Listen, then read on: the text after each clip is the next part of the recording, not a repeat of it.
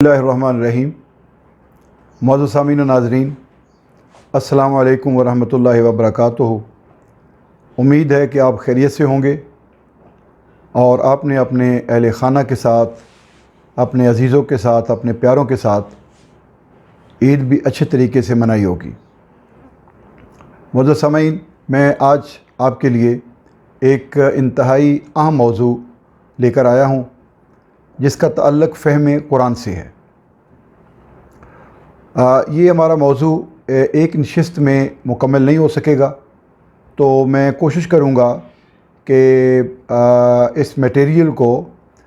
ہم 2 یا 3 نشستوں میں تقسیم کر لیں، اور اس طرح 2 یا 3 ہماری جو ویڈیو ہیں وہ ریکارڈ ہوں گی۔ تو مجھے امید ہے کہ آپ میری ان معروضات کو توجہ سے سماعت فرمائیں گے، اور اس سے اگر کچھ آپ کو حاصل ہو تو میرے لیے دعا بھی کیجیے گا۔ معزز سامعین، اللہ تعالیٰ نے انسان کو پیدا فرمایا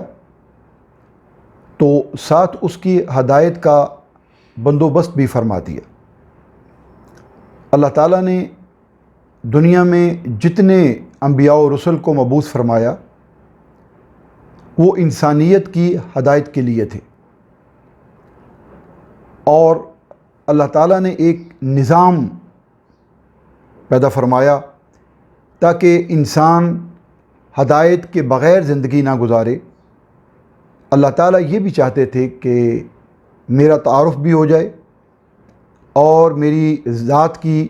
جان پہچان بھی ہو جائے، اور ایک اور تیسری بات یہ ہے کہ اللہ تعالیٰ انسان کو وہ وعدہ بھی یاد دلانا چاہتے تھے، وہ عہد یاد دلانا چاہتے تھے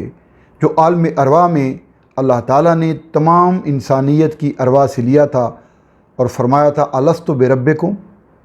کیا میں تمہارا رب نہیں ہوں؟ تو قالوا بلا، تو تمام ارواح نے یہ کہہ دیا تھا کہ یا اللہ کیوں نہیں، تو ہی ہمارا رب ہے۔ اس وعدے کی یاد دہانی کے لیے بھی اور ہدایت کی تعلیمات کے لیے بھی اللہ تعالیٰ نے انبیاء و رسل کو مبعوث فرمایا، اور ان میں سے بعض انبیاء کو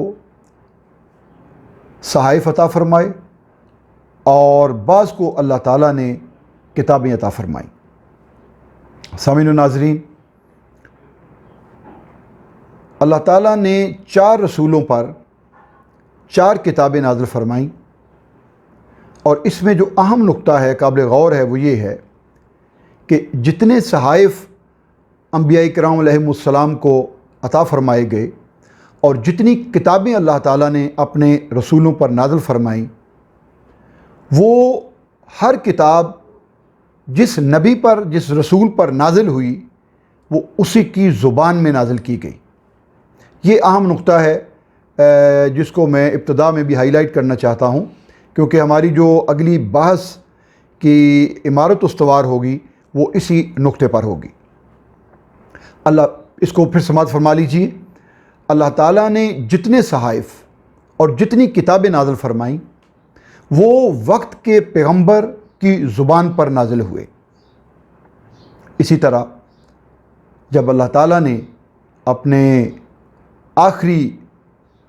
نبی اور رسول حضرت محمد کریم صلی اللہ علیہ وآلہ وسلم کو مبعوث فرمایا تو ان کو آخری کتاب عطا فرمائی، آخری پیغمبر کو آخری کتاب عطا فرمائی، جس کے بعد نہ کسی پیغمبر نے آنا اور نہ کوئی اور کتاب آنی ہے، اس لیے کہ وحی کا سلسلہ آپ کی بعثت کے ساتھ ہی منقطع ہو گیا۔ اب تا صبح قیامت کوئی وحی کسی انسان پر نازل نہیں ہوگی، آپ آخری پیغمبر اور آپ پر نازل ہونے والی آخری کتاب، جس کو ہم قرآن حکیم کہتے ہیں۔ سامعین و ناظرین، اللہ تعالیٰ کی اپنی کوئی زبان نہیں ہے۔ یہ بڑا قابل غور نقطہ ہے کہ اللہ تعالیٰ کی اپنی کوئی زبان نہیں ہے، بلکہ جتنی دنیا میں زبانیں بولی جاتی ہیں، میرا اللہ دلوں کے حال بھی جانتا ہے، دلوں کے بھید بھی جانتا ہے، دلوں کی حرکتوں کو بھی جانتا ہے، دماغ میں آنے والے خیالات کے ارتعاش کو بھی جانتا ہے، میرا اللہ تعالیٰ علیم و بذات صدور ہے، اس کو زبانوں کی ضرورت ہی نہیں ہے، لیکن جب وہ اپنا کوئی کلام نازل فرمانا چاہتا ہے، جب وہ انسانیت کو پیغام ہدایت دینا چاہتا ہے، تو پھر اللہ تعالیٰ وقت کے پیغمبر کی زبان میں اپنا پیغام بھیجتا ہے۔ گویا اللہ تعالیٰ اس بات کو فوقیت دیتا ہے کہ جو وقت کے پیغمبر کی زبان ہے اسی میں پیغام ہدایت کو نازل کیا جائے۔ سامعین محترم، یہ کائنات تخلیق ہو چکی تھی جب اللہ تعالیٰ نے انسان کو تخلیق فرمایا اور دھرتی کے سینے پر بھیجا، تو اس وقت یہ ساری کائنات تخلیق ہو چکی تھی۔ اب میں اس بحث میں آپ کو ایک سائنٹیفک ڈسکشن ہے، ڈیبیٹ ہے، جس میں میں آپ کو ابھی میرا موضوع متحمل نہیں ہو سکتا کہ میں آپ کو اس میں لے کے جاؤں۔ میں صرف اتنا کہہ کے آگے بڑھتا ہوں کہ اگر کوئی لبرل یا سیکولر اپروچ کے لوگ اسی بات پر مصر ہیں کہ یہ کائنات ایک بگ بینگ تھیوری جس کو وہ کہتے ہیں اس کے نتیجے میں یہ مارز وجود میں آئی ہے، تو ہمیں کوئی اعتراض نہیں ہے، اس لیے کہ بگ بینگ تھیوری یہ اسباب ہے، سبب ہے۔ اسباب کی دنیا میں اللہ تعالیٰ نے کائنات کو اسباب سے ہی پیدا کرنا تھا، لیکن مشیت کا امر چونکہ اس کا تھا، اس لیے اگر اس کو بگ بینگ تھیوری کا نام دیا جائے تو ہمیں کوئی اعتراض نہیں ہے۔ قرآن پاک میں بھی اس کے واضح اشارے موجود ہیں۔ بہرکیف یہ کائنات بن چکی تھی جب انسان کو تخلیق فرمایا گیا، اور انسان کو اس کائنات میں اللہ تعالیٰ کا خلیفہ بنا کر بھیجا گیا، اور اس کو فہم، عقل، شعور اور دانش کی قوتیں عطا فرمائی گئی، اور ساری کائنات کو اور جو کچھ زمین و آسمان میں ہے اللہ تعالیٰ نے سب کچھ انسان کے لیے مسخر فرما دیا۔ اب اس کی ہدایت کے لیے، رہنمائی کے لیے اللہ تعالیٰ نے جو کتابیں نازل فرمائیں، ان میں آخری کتاب حضور نبی کریم علیہ السلام کی ذات اقدس پر نازل ہوئی، جس کی زبان عربی ہے۔ چونکہ حضور نبی کریم علیہ السلام کی زبان عربی تھی، آپ عربی النسل تھے، اس لیے اللہ تعالیٰ نے اپنی آخری کتاب اور اپنا آخری کلام زبان عربی میں آپ صلی اللہ علیہ وآلہ وسلم پر نازل فرمایا۔ سامعین محترم، یہ کتاب ایک مخصوص خطے، علاقے یا ایک مخصوص دور کے لیے نہیں، بلکہ یہ تا قیامت جتنے ادوار ہیں، جتنے زمانے ہیں اور جتنے انسان ہیں اور اس دھرتی کے سینے پر جتنے خطے ہیں، یہ تمام کے لیے اللہ تعالیٰ نے اس کو نازل فرمایا۔ جس طرح اللہ تعالیٰ نے اپنے پیغمبر کو تمام انسانیت کی ہدایت کے لیے مبعوث فرمایا، اسی طرح قرآن پاک کو تمام انسانیت کی ہدایت کے لیے نازل فرمایا۔ سامعین محترم، یہاں تک ہم پہنچ گئے کہ آخری نبی پر آخری کتاب نازل ہوتی ہے، زبان اس کی عربی ہے۔ یہ قابل غور نکتہ ہے، اس کی زبان عربی ہے۔ اب جن لوگوں نے اسلام لانا ہے اور پیغمبر کی دعوت حق پر لبیک کہنا ہے اور زیور ایمان سے اپنے آپ کو آراستہ کرنا ہے اور قرآن سے رہنمائی لینی ہے، وہ کسی ایک زبان اور ایک خطے کے پابند نہیں ہے۔ ہر زبان بولنے والا زیور اسلام سے آراستہ ہو سکتا ہے، ہر نسل والا، ہر رنگ والا، ہر قبیلے والا، جیوگرافیکل جو ہماری باؤنڈریز ہیں وہ بھی اس میں کوئی حد نہیں ہے۔ اس لیے کسی بھی نسل کا، کسی بھی زبان کا انسان اسلام قبول کر کے اس دائرے میں آ سکتا ہے، اللہ کی وحدانیت اور حضور نبی کریم علیہ السلام کی رسالت کا اقرار کر کے وہ دائرہ اسلام میں داخل ہو سکتا ہے۔ تو اب یہ تو نہیں دیکھا جائے گا کہ اس کی زبان کیا ہے، اس کی نسل کیا ہے، اس کا قبیلہ کیا ہے، یہ تو جمیع الناس کے لیے ہے اور اس میں کوئی بھی داخل ہو سکتا ہے۔ تو سامعین محترم، اگر ہر زبان اور نسل کا انسان دائرہ اسلام میں آیا اور آ رہا ہے اور آتا رہے گا، तो कुरान है अरबी ज़ुबान में, तो फिर इसका फ़हम कैसे हासिल होगा, हदायत कैसे नसीब होगी? ये है वो सवाल जिसको बुनियाद बनाकर मैं आज आपसे गुफ्तगू कर रहा हूँ, और इसी पर मैं अपनी मज़ीद गुफ्तगू जो है इसके कुछ नुकात आपके सामने मैं बयान करना चाहता हूँ। सामीन व नाज़रीन, हम अपनी मिसाल ले लें। हम सब कॉन्टिनेंट के रहने वाले लोग, हिंदुस्तान पाकिस्तान के रहने वाले लोग, हम जितने मानने वाले हैं और जितने साहबान ईमान हैं जो कुरान को अल्लाह का आखिरी कलाम मानते हैं और हुज़ूर नबी करीम अलैहिस्सलातु वस्सलाम की आखिरी नबूवत और रिसालत का इकरार करते हैं, हमने कुरान से रहनुमाई लेनी है, हदायत लेनी है। अरबी से हम नाबलद हैं, अरबी हमारी ज़ुबान नहीं है। हमारी मादरी ज़ुबानें उर्दू है, पंजाबी है, पश्तो है, सिंधी है, बलोची है, बरोही है, गुजराती है, हिंदी है, संस्कृत है। हमारी कोई भी ज़ुबान है इस खित्ते में, हमने कुरान से रहनुमाई तो लेनी है ना। और रहनुमाई कैसे लेंगे? ज़ाहिर है हम रहनुमाई तर्जुमा करके लेंगे। कुरान का फ़हम दो ही सूरतें हो सकती हैं, या तो हम अरबी ज़ुबान सीखें और फिर हम कुरान का फ़हम हासिल करें, और दूसरी सूरत ये हो सकती है कि हम कुरान के तराजुम को पढ़ें और फिर कुरान से रोशनी हदायत की ले सकें। ये दो ही तरीके हैं। अब अगर आज तक देखा जाए तो जितने अजम के इलाके हैं, अरबों को निकाल कर जितने अजमी इलाके हैं, गैर अरब हैं, उनमें बहुत कलील तादाद होगी जिन्होंने अरबी ज़ुबान को सीखा, या अरबी से कोई शुद्ध-बुद्ध उनकी है, या अरबी ज़ुबान से उनको कोई शगफ़ है। कोई किसी को अबूर हासिल होगा, बहुत कलील तादाद में, कोई थोड़ा बहुत जानता होगा, वो भी कलील तादाद में है, और अक्सरियत वो है जो अरबी ज़ुबान को नहीं जानती, ना समझ सकती है, ना पढ़ सकती है, ना बोल सकती है। उनके लिए क्या हल है? वो कैसे कुरान से रहनुमाई हासिल करेंगे? अब इसका एक ही तरीका है कि वो अरबी नहीं जानते, ना वो सीख सकते हैं।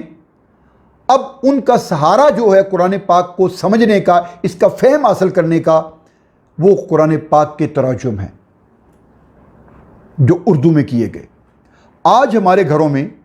कुरान पाक के बेशुमार तराजुम उर्दू ज़ुबान में मौजूद हैं, सलीस भी मौजूद हैं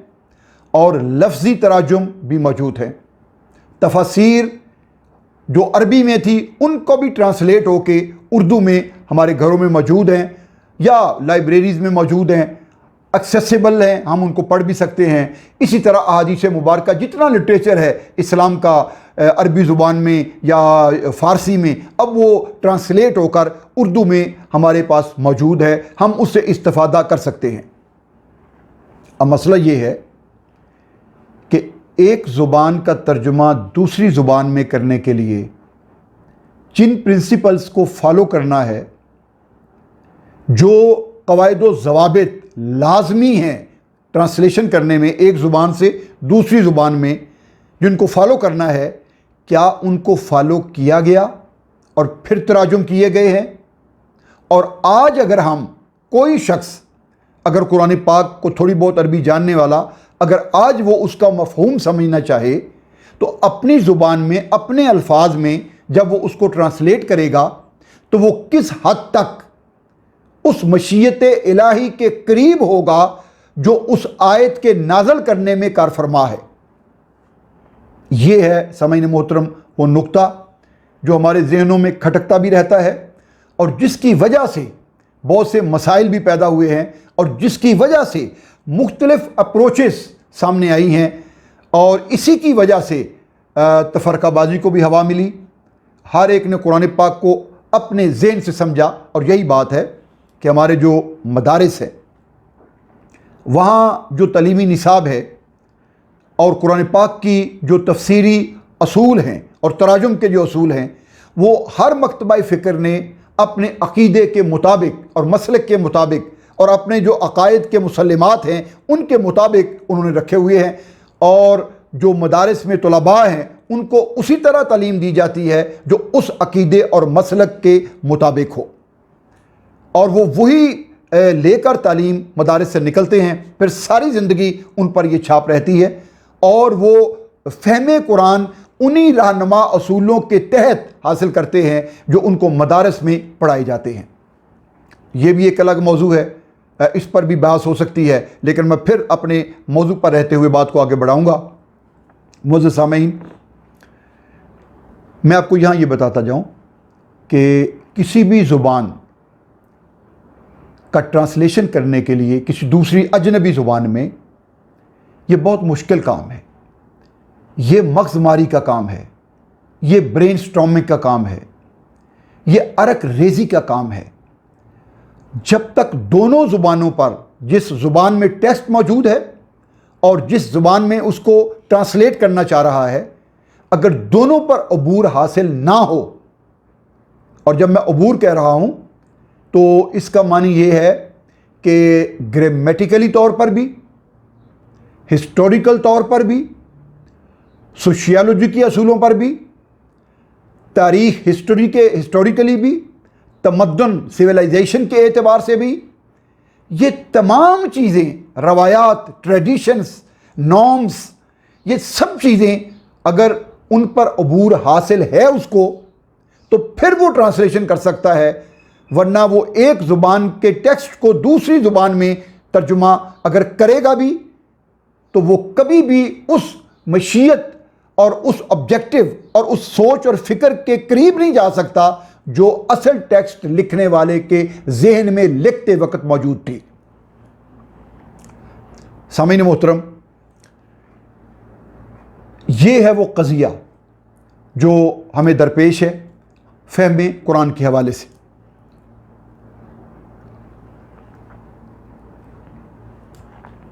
اب میں وہ بیسک پرنسپل کیا ہیں جن کو بروئے کار لاتے ہوئے ایک زبان کا ترجمہ دوسری زبان میں کیا جاتا ہے، یہ میں قرآن پاک کے ٹیکسٹ پر نہیں بات کر رہا، ابھی میں اس کو جنرلائز ٹرم میں بات کر رہا ہوں کہ جب کسی بھی زبان کا ترجمہ دوسری زبان میں کیا جاتا ہے تو کیا کیا چیزیں ذہن میں ہونی چاہیے۔ ایک بات، دوسری بات، جب کوئی بات کہنے والے نے کوئی ٹیکسٹ لکھا، اس کے ذہن میں اس وقت کیا تھا، اس کو ایکسپلور کرنے کے لیے آدمی کو اس کیفیت میں جانا ہوگا، وہ کیفیت طاری کرنی ہوگی اپنے اوپر، تو پھر وہ اس قابل ہوگا کہ وہ اس کا true translation in true sense and in true spirit وہ اس کا ٹرانسلیشن کر سکے۔ دوسری بات، جو ٹرانسلیشن کرنے والا ہے اس کے ذہن کی جو سلیٹ ہے، تختی ہے، وہ بالکل سپاٹ ہونی چاہیے، اس میں کوئی دھبا، کوئی داغ، سپاٹ لیس ہو، وہ بالکل کلین ہو، اس پر کسی تعصب، کسی مسلکی تعصب، کسی عقائد کا تعصب یا کوئی ریس کا تعصب یا کسی جغرافیکل حد بندی کا تعصب یا کوئی نیشنلزم کا تعصب، یہ جتنے تعصبات ہیں یہ تمام اگر اس کے ذہن سے صاف نہیں ہوں گے تو وہ ٹرانسلیشن کر نہیں سکتا۔ جب تک وہ باعث اپروچ رکھے گا، جو بھی مترجم ہے، جب تک اس کی سوچ، اس کی اپروچ باعث ہوگی، اس وقت تک وہ صحیح ٹرانسلیشن کر نہیں سکتا۔ اس کے ذہن پر کوئی بار نہ ہو، کوئی بوجھ نہ ہو، پھر وہ بہترین ترجمہ کر سکے گا اور درست ترجمہ کر سکے گا۔ یہ تمام انسانی نفسیات کے پہلو ہیں جو ترجمہ کرنے میں ایک لفظ بولنے لگا ہوں جو دیانتداری کا تقاضا ہے۔ ترجمہ کرنے میں جو آنیسٹی ہے، جو دیانتداری کا تقاضا ہے، وہ یہ ہے کہ وہ تمام تعصبات سے بالا ہو کر، پاک ہو کر، اپنے ذہن اور قلب کی سلیٹ اور تختی کو بالکل کلین کر کے پھر وہ قلم اٹھائے، پھر ترجمہ کرے، اور وہ جو بیسک پرنسپلز ہیں جو میں پہلے بتا چکا ہوں ان کو بروئے کار لاتے ہوئے پھر وہ ترجمہ کرے، تو پھر اس کا ترجمہ اس لائق اور اس قابل ہوگا کہ ہم کہیں کہ جو اصل ٹیکسٹ ہے، اوریجنل ٹیکسٹ جو ہے، یہ عین اس کی کاپی ہے مشکل کام، اس میں کوئی دوسری رائے نہیں ہے، یہ بہت مشکل کام ہے، یہ عرق ریزی کا کام ہے، یہ انسان کی دماغ سوزی کا کام ہے، لیکن جو یہ کر لیتا ہے، جو انسان تعصب سے بالا ہو کر یہ ٹرانسلیشن کر لیتا ہے اس طرح، پھر اس کا اجر دنیا میں بھی اور آخرت میں بھی اس کو ریوارڈ بھی ملتا ہے اور اس کی تعریف بھی ہوتی ہے۔ سامعین محترم، اب میں تھوڑی سی جو بیسک جنرل پرنسپل تھے ان میں سے نیچے آ کر میں تھوڑی جزویات کی بات کرتا ہوں۔ ایک لفظ ہے، اس لفظ کو جس اگلی زبان میں ٹرانسلیٹ کرنا ہے تو ہمیں یہ دیکھنا ہوگا کہ اس لفظ کا ماخذ کیا ہے، اوریجنل ٹیکسٹ میں اس کا ماخذ کیا ہے، اس کے معانی اوریجنل ٹیکسٹ میں لینگویج میں کیا کیا معنی یہ دیتا ہے، کہاں کہاں اس کا استعمال ہوتا ہے، اس لفظ کی تاریخی حیثیت کیا ہے، اس لفظ کے سوشل پرسپیکٹیوز کیا ہیں، اس لفظ کے کوئی فیتھ بلیف کے اعتبار سے یہ کہاں کہاں استعمال ہوتا رہا ہے، ٹریڈیشنلی یہ لفظ کہاں کہاں استعمال ہوتا رہا ہے۔ یہ تمام چیزیں ایک لفظ کو ٹرانسلیٹ کرنے کے لیے ہمیں دیکھنی ہوگی، پھر کہیں جا کر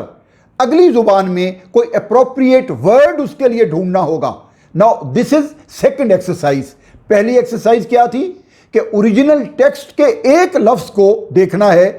کہ اس کی تاریخ کیا ہے، اس کے معنی کیا ہیں، مطالب کیا ہیں، اور اس کے پیچھے روایات کیا ہیں، یہ تمام دیکھنا ہوگا، تمدن، تہذیب، یہ سب دیکھنی ہوگی، اور پھر جس لفظ سے اس کو ٹرانسلیٹ کرنا ہے اگلی زبان میں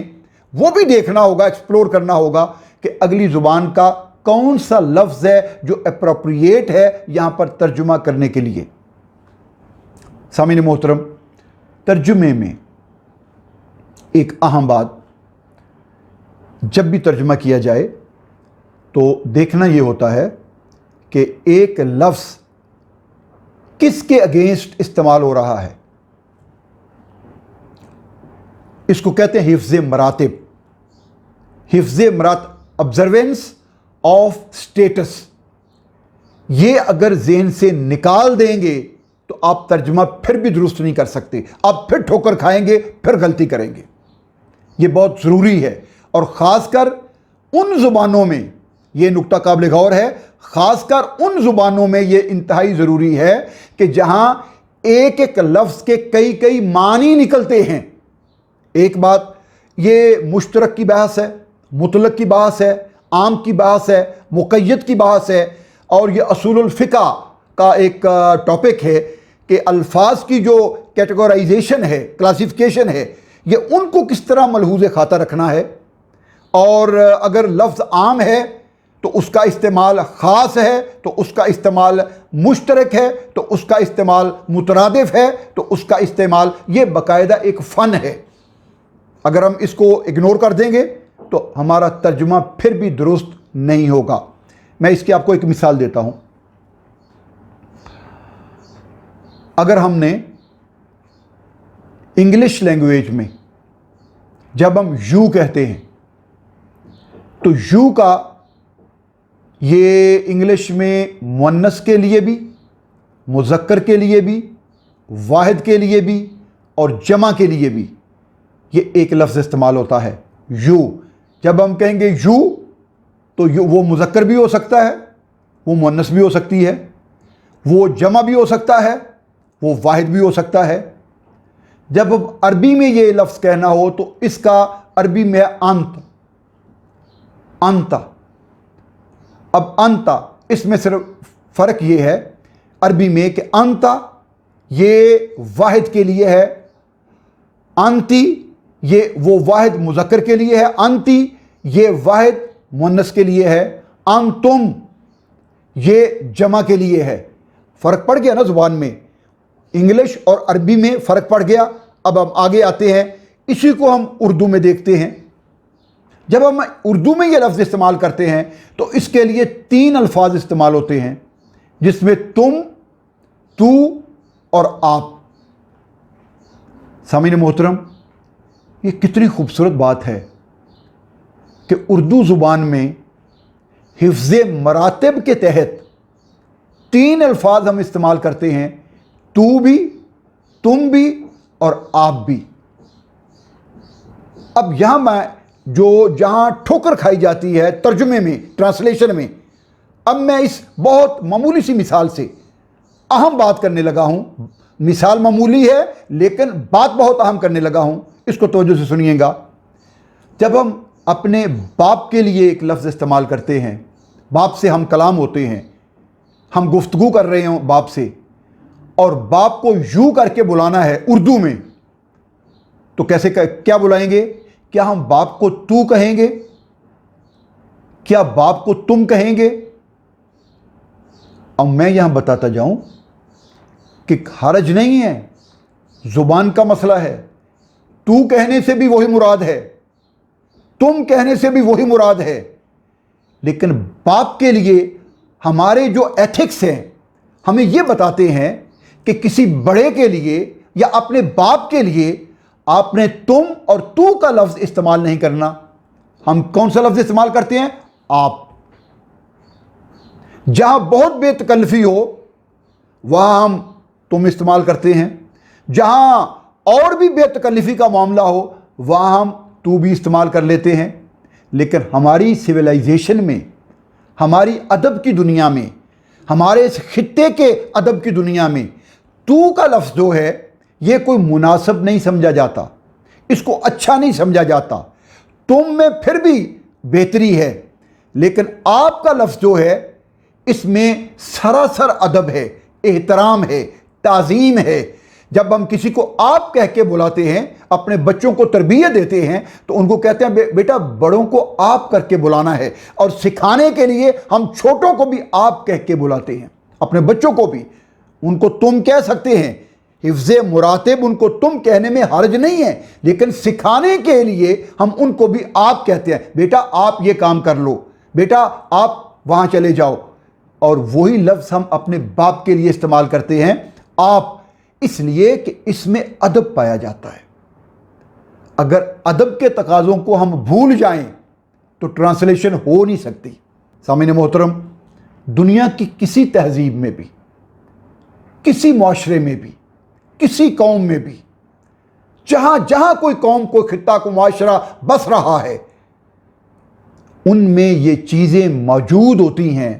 कि जब गुफ्तगू करनी है तो असलूब गुफ्तगू कैसा होनी चाहिए, जब तकल्लुम करना है, कलाम करना है, तो तर्ज़ तकल्लुम क्या होना चाहिए। ये तो है आम दुनियावी बात मैं कर रहा हूँ, मैं आम मुआशरों की बात कर रहा हूँ। मैं किसी नावल को, उसके टेक्स्ट को किसी दूसरी ज़ुबान में ट्रांसलेट करने के लिए कर रहा हूँ। मैं किसी पोइट्री को एक ज़ुबान से दूसरी ज़ुबान में ट्रांसलेशन करने के लिए बात कर रहा हूँ। लेकिन सामीन मोहतरम, जब हम अल्लाह के कलाम कुरान मजीद पे आते हैं तो आप अंदाज़ा कर लें कि जितनी मैंने गुफ्तगू की है, उस अरबी के टेक्स्ट को, जो मेरे अल्लाह का कलाम है, उसको जब हम किसी भी ज़ुबान में तर्जुमा उसका करेंगे, अगर ये तमाम एथिक्स हम एक्सरसाइज नहीं करेंगे, अकाउंट फॉर नहीं करेंगे,